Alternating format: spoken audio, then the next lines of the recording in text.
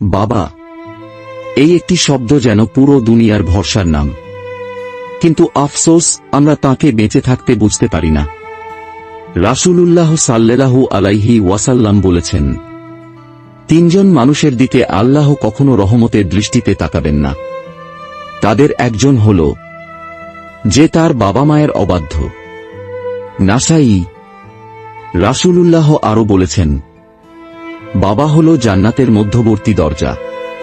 তুমি চাইলে এই দরজা নষ্ট করো, আর চাইলে একে সংরক্ষণ করো। তিরমিজি। বাবাকে যখন কবরে রেখে আসবেন তখন মনে হবে, যদি একটু সময় দিতাম, একটু ভালোবাসা দেখাতাম, একটু দোয়া চাইতাম বাবার কাছে। বাবা বেঁচে থাকতেই তাঁর মর্যাদা বুঝুন।